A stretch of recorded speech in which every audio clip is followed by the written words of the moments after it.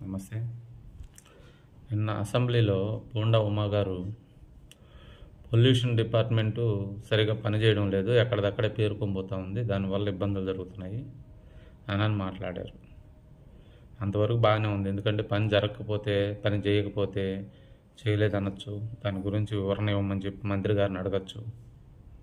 అలా కాకుండా ఆయన డైరెక్ట్గా మాట్లాడినప్పుడు పవన్ కళ్యాణ్ గారే ఏ పని చేయొద్దు, ఖాళీగా కూర్చోమన్నారు అని చెప్పుకొస్తున్నాడు.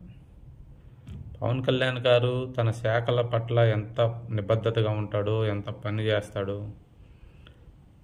ఎలా దాని గురించి రివ్యూ చేస్తాడనేది ప్రజలందరికీ తెలుసు, అసెంబ్లీలో కూర్చున్న నాయకులందరికీ తెలుసు, సాక్షాత్ సీఎం గారికి తెలుసు.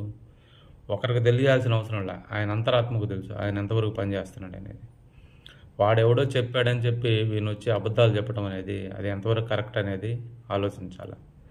పోతే రామ్కి వాళ్ళకి ఈయనకి ఏంది సంబంధం అని అడుగుతున్నాడు. అలాంటి సంబంధాలన్నీ ఏ మంత్రికైనా ఏ నాయకుడికైనా ఉంటాయండి, పవన్ కళ్యాణ్ గారికి ఉండవు.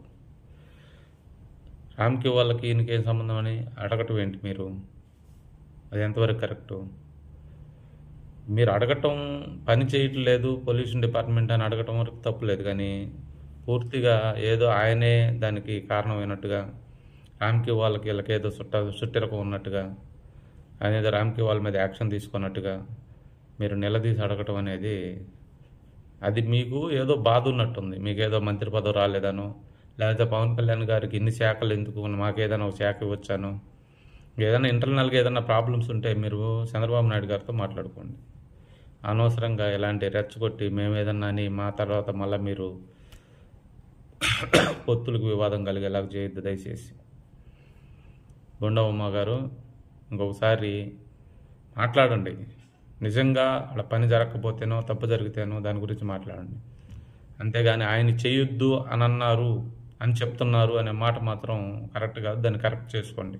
ఎవడో నీకు చెప్పినోడు, పవన్ కళ్యాణ్ గారు పని చేయొద్దు అన్నారు, మమ్మల్ని ఊరికే కూర్చోమన్నారు అని చెప్పినోడు ఎవడో వాడిని తీసుకొచ్చి మీరు నిలబెట్టాలాడ.